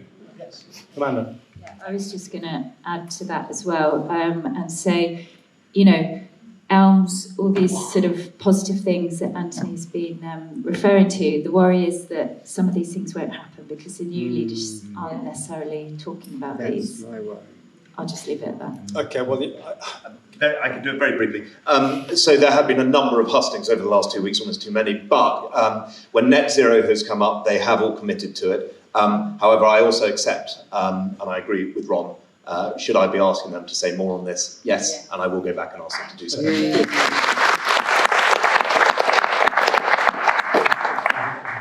Right, now, perhaps unsurprisingly, given that the topics we're discussing touch across everything in our lives, we are running very low on time now to take audience questions. However, I've seen a smattering of hands go up. I think the best thing we can do is take 3 in one go. Have you do your best, panel, and that, I'm afraid, is all we're going to have time for. So there is no democracy to this process, no fairness whatsoever. I'm really sorry if you can't ask a question, but perhaps you can come and grab our panellists afterwards. So those of you that are particularly tactical and have caught my eye before at this point have actually won the game. So this lady here, could I ask you first of all to ask a question? Then we have a gentleman over there in red, and then I did also the lady here sitting on the steps behind, with the white hair as the third question. Could I take those 3, please? Have we got the microphone on with the orange? Can you go ahead, please? Yes, we can hear you. Okay, hello. So mostly for Anthony Mangnall, really. I deal with young people, I teach young people, and I've done climate change workshops with young people. And I'm speaking to you as a person and not as a politician. There are so many children, 14-year-olds, who do not want to have children because of the situation the world is in. I've had 14-year-olds say to me that their future is living on a dead red rock. I've had children crying because they're so frightened. And I'm just wondering, in terms of, firstly, I want to ask how frightened you are as a person, because it doesn't seem to me that you're that frightened, because I think there would be more action. Following on from what the lady over there said about mental health, the talk you're saying that's happening, it's clearly not getting to children. We're in a situation where our local school has had to sell off in the process of potentially selling off its green fields to raise £3 million just to make the school safe. And how are you going to get this message? How are you going to encourage children? How are you going to give children hope so they don't feel a complete sense of inertia? And again, how frightened are you?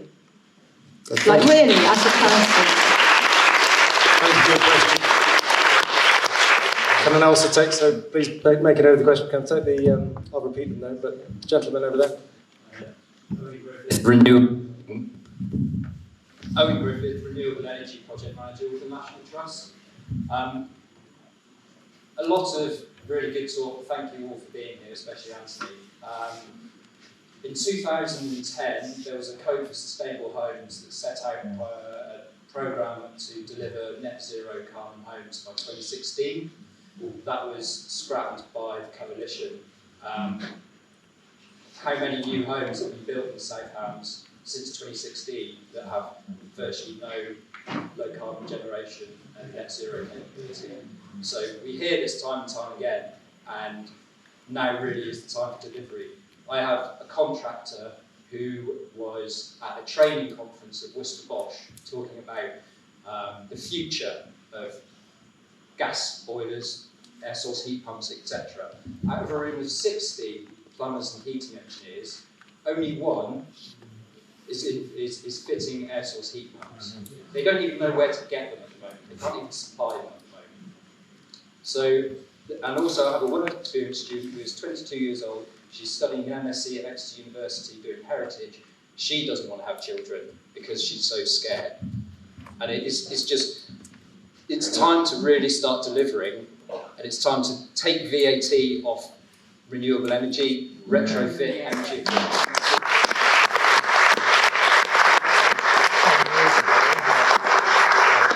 It's time to make all renewable energy permitted development, And it's time that we stopped having to lobby ministers on an 18-month rotation so that they actually understand what they need to be doing at the top level so that we actually get some action.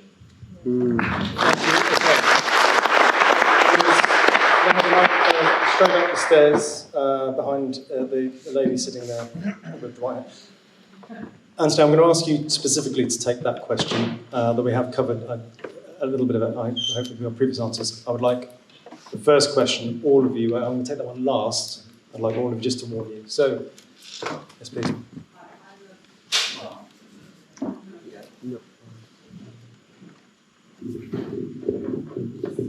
That sounds on. Yeah. Thank you. I'm Jackie Hodgson. I'm a county, district and town councillor. And I think that when we had, with the COVID crisis, if there's one legacy out of it, it shows that people will respond very positively when they understand from all levels that there is an emergency and we all need to change our ways. People reacted really quickly. And I think we should, the government needs to recognise how effective and possible that is. In terms of what's happening with our climate and nature, the three big things to try and reduce our climate, our carbon footprint are food, energy demand and transport. And there's certain things that we can do. We've heard some ideas already, but I think the government needs to show leadership by example and actually bringing in absolute moratoriums and changes. We know that we've had an issue with public transport. If you want to get people out of cars, invest in public transport. Get the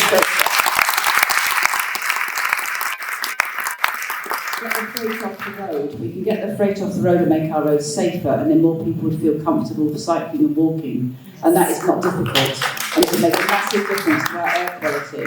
In terms of energy, in terms of housing and reducing energy bills, we should be helping people to be insulated. And we should, there's many that could be doing that. Insulate Britain has been calling for that and has given you lots of information about that. And in terms of food, as we've heard, there's an issue around planning. I'm on the planning committee at South Hams, and I time and time again am absolutely horrified by what I see passed by my colleagues, where we see wildlife corridors interfered with. We can't get deferrals to get information on flooding when there's 2013 figures still being used to assess flooding implications.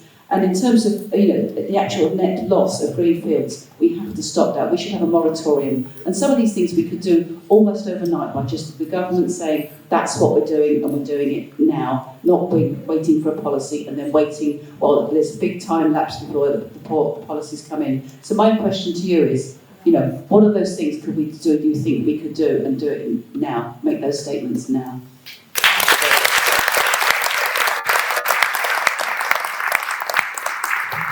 So, Anthony, could you respond to that one, which is, I think, is there a case for, we need more urgent action, more actually stop doing that, we're not stop doing this now. We have some questions about renewable energy, other policies. If you could just trot through with a response, because then I'd love the panel to, we have overrun, but deliberately, because there's so much to say, and then we'll run through this. Jackie, yes, on planning, you guys have the choice as to what you do on this, but I also take the fact that the planning bill is a big opportunity for where we build. Brownfield sites should always be first. We shouldn't be using up greenfield sites. We do need to be building in a more clever, environmentally friendly way. You talked to me about transport. Well, this is one of the things I spent a great deal of time on. The 164 is the bus route here is a personal success of mine, because you see it now, and I watched it today in Salcombe. At about 9 o'clock this morning, I watched it arrive with people getting off with bags, and I asked them where they came from, and they'd come from London. We need to turbocharge that, sorry for a crap phrase, but we need to do more and more of that, where we're producing buses, green buses if possible, linking it up with transport systems across the area. And you're absolutely right about the investment. There was a bus fund that came up with an idea of demand-responsive buses, where we would use green technology. We didn't get there in the first bid, but actually if we can work with councillors like yourself and at a county level, we can do more to actually make sure across Devon we're doing that. As for energy, I might just note, and I don't think I'm telling any secrets out of school here, which is that Rishi and one of the hustings made exactly the point about cavity insulation and doing more on this. And I think, and I'll come back and explain myself if I'm wrong on this, But I think he was talking about removing any of the taxation on it to encourage it to be used in all homes. If I'm wrong on that, I sincerely apologise, but he was absolutely specific about that being the way in which we could quickly retrofit houses across the country and do it in a way that actually can help energy retention and make houses more energy efficient. In terms of the order, they've all got to be done. There's no one or other way in which we do these things, but they have to come together, and I think there's a lot that's happening on this. Owen, to your point on, if I may, on the code for sustainable homes and air source heat pumps. The air source heat pump, and no one's going to deny you're absolutely right. It's been a total disaster in the launch of it. So we've got to do better. And I can only give you that at the moment. We can do better. We need to relaunch it. We need to make sure we're out there. And yeah, we probably need to find a better way in which we can get it into those homes and hit that 600,000 houses a year target. But do take your point. And then if I may, Madam, your question about whether or not I'm frightened. Can I pause you on that? Yes, because I'd like to take that one in the order of the panel. Is that all right? So I'd like everybody to answer that question. Oh, I'm sorry, I agree with Owen's point about VAT on renewable energy sources, and I agree with, we've got to be clever about this, and I might just add one thing, is that I'm no champion for BP or Shell or any of that lot, but I do think it's interesting the way in which they're moving into renewable energies and investing in some of these areas. No, I think that's the point, is that you use that money to create the technology, and the technology that is being trialled across a whole load of places across this country, including tidal, including wave technology. A lot of it is being funded by these groups. That's not me applauding them, that's not me thanking them. But I'm saying I want to see that technology being turbocharged and people actually using the innovation and creativity that we have in high-skilled jobs to be able to create that here. We're going to have to do this again, aren't we? Yes. Lots of questions in the room. I'm sorry we haven't had time to them, but may I, and there is one final contribution. I'm going to beg your indulgence for this, which is going to come after the answers to this really fantastic question. Are you frightened? How frightened are you? And, you know, I'd just like you to respond in each of your capacities, really, or just as you. Thank you. Climate change. Well, so the question at the top of the ocean is absolutely right. So why haven't the oceans been mentioned? They went into a I'm ex-Southwest War, we're polluting everywhere still. 90% of the world has no wastewater pollution. The pH of the ocean is dropping. 25 years it will drop to 7.95. It becomes so acidic, it will dissolve. So oceans are more carbon than anything else. We can count. Absolutely right.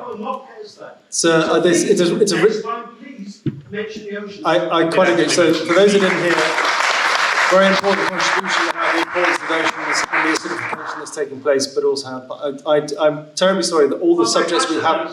We're going to die. The world's going to die if we don't solve the issue of the oceans. That's a fact. And that. Gentlemen here need to be here recently. Good for him. So all I can say, I'm going to ask you to. I'm sorry we can't take any further contributions. As valuable, as important as that point is, I totally recognise that. But we are running over time now, and I think we will have to. Come on.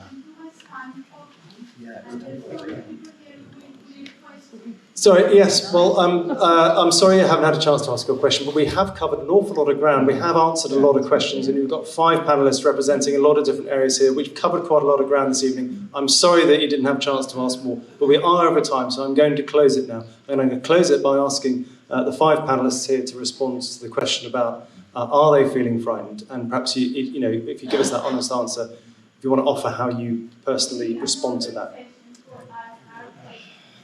Yeah, so can I start with you, please? Yeah, well, I guess I've been seeing the projections for the last 33 years, so it's a long time to be frightened. I don't know if I'm frightened. There's challenges. The world, we're changing the world, and we're custodians. We need to act like custodians of nature and climate. I don't think the fear is how I react to it, but what we're seeing on a personal level, I think it's unlikely we'll actually achieve the 1.5 degree target. We're already above a degree already. We're at 1.1 or something already, so it's unlikely we're going to even hit the 1.5. The question is, will we actually exceed the 2 degree target? So, I mean, the point of the 1.5 thing is so we don't miss the 2 thing, right? So we're pretty much going to miss the 1.5, I think. On the scared thing about the facts, I just say, I know people probably have questions about climate. I'm happy to receive an email. If you can find me on Google, and if you want to drop an email about what climate might do, I'm happy to reply to you if that gives you a bit of a chance to ask things talking about things helps against fears. So I'm happy to answer technical questions about climate. So. Thanks for that offer. Can we move on to Amanda then? Yeah.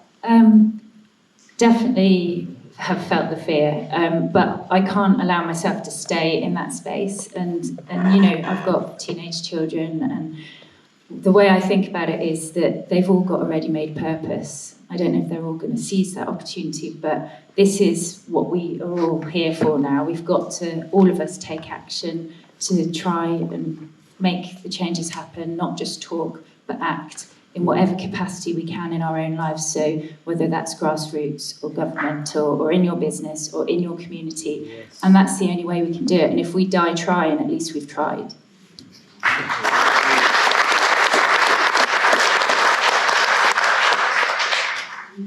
Ron.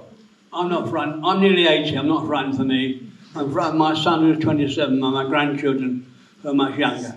I'm frightened that we will not achieve 1.5, and because I think Anthony is actually one of the best MPs on this, but he won't commit to a statutory target to achieve restraining it from 1.5, and that frightens me.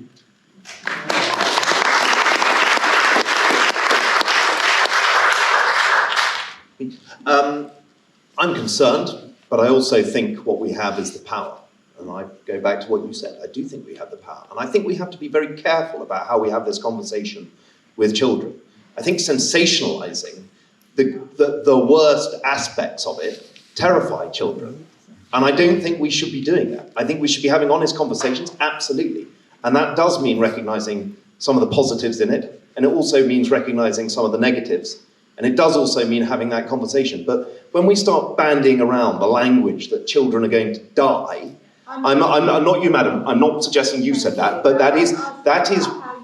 Yep, and I will come to that. But we have to have a conversation about how we engage on this subject. And I think when we sensationalize it and we don't have a not a calm conversation, because I think it's good to be heated about things. I think it's good to be animated about things. But I do think we've got to be realistic, and I do think we can have, like these conversations, like these sessions, have these engagement sessions, to have this conversation about where we're going and what needs to be done. And myself, I spend a great deal of time working on this. I spend a great deal of time thinking about this. This is something that day in, day out, from sitting in London to coming down here, I think about it, I talk about it. I don't think a single day goes by where it's not in some way involved in the conversations I do. So yeah, it's a continual thing that makes me think, work, and see what more we can do. And I just, if I may, just end on this one point, is that my view, and I said it at the beginning, is that there are many, many areas where we are falling short, and I absolutely accept that. And my job as your MP, as the MP for South Devon, is to make sure that we can speed things up and we can push government. And this is an issue that I talk to ministers with, and I will continue to do so. And I think it is important that all politicians of every colour do that. Thank you. Thank you, Anthony. Thunberg in Bristol. National newspaper, children at 4 and 5 years old were taken. They should actually get a week's written permission. And couldn't sleep at night. They were worried about something. Other children maybe weeks. Thank you. So fine, Amy, please, over to you. It's really hard, isn't it? It's really hard, and we're all here because we care so much, and starting to hear passions here.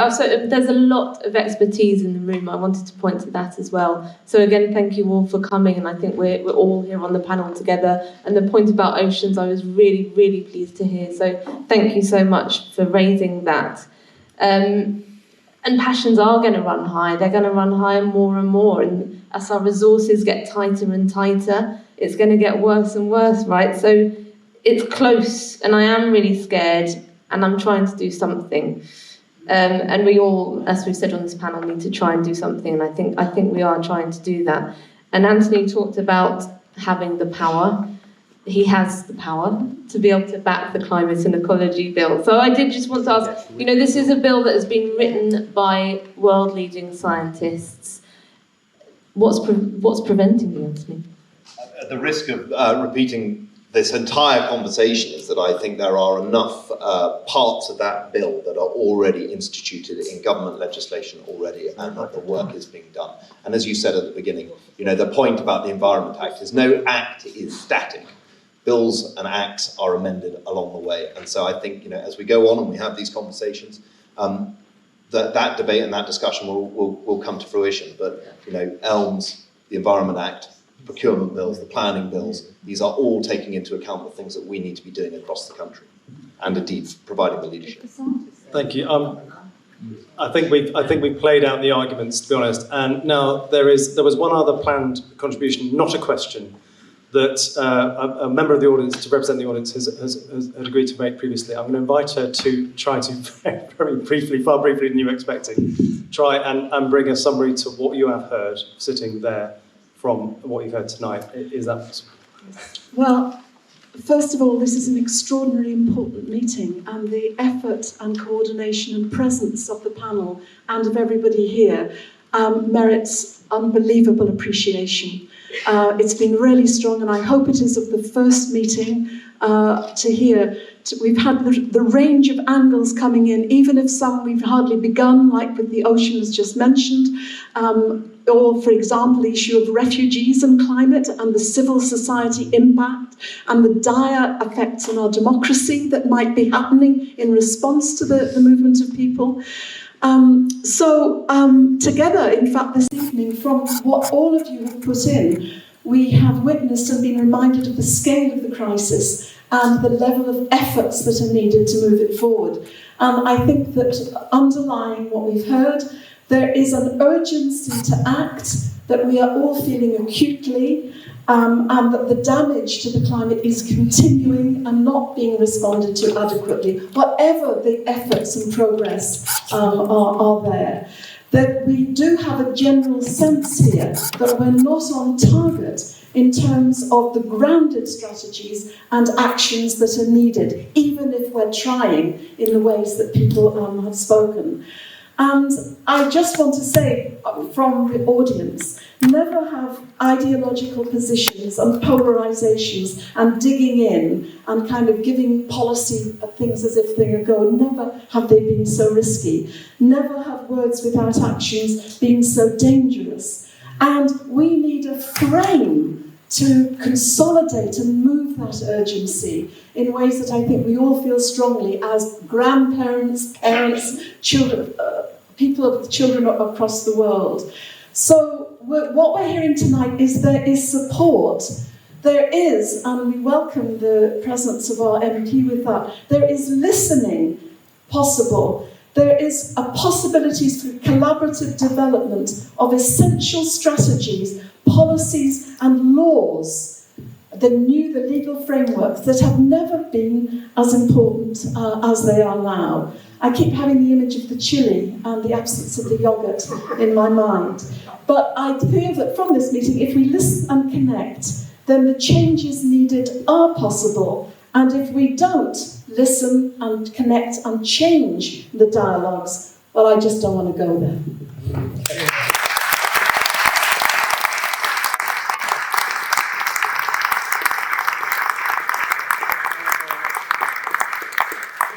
A quick organisation word from Peter, who has organised this evening. So, the first thing is I have some clipboards here. Some of you came in without giving us your emails. We want to follow up with everybody who was here tonight. So if you haven't given us your email, or if you didn't RSVP, if you've RSVP'd, we'll have your emails. If you can come down and just see me, and we'll put it on the clipboard. The other thing I wanted to say was that the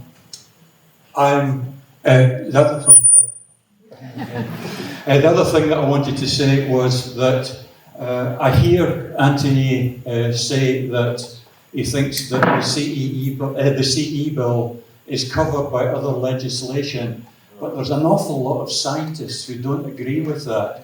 So I would like to ask Anthony to enter into dialogue with Zero Hour and the scientists who back that, And if you agree with that request, I would like you to put your hands up. Would you do that? We have a request, Anthony.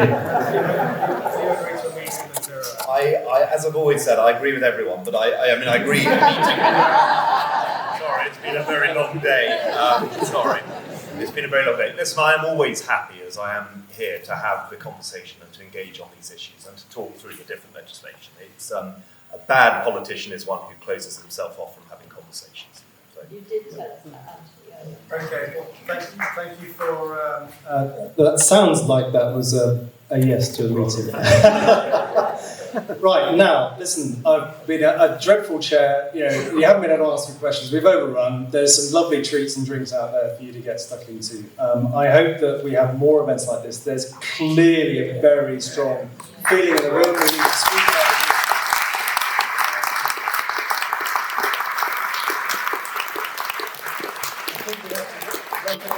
How also this makes, you know, there's a lot of anxiety, there is fear, there is concern, there are all of these emotions. All I can ask, I think we've had a really good-natured but robust discussion. I thank all the panellists in the audience for that.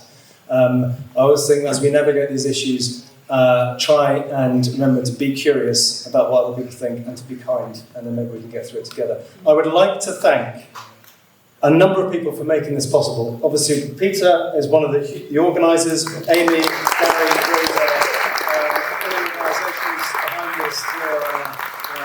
Thank you ever so much for organising it. Then I would like to say, of course, please show your appreciation for all of our panellists.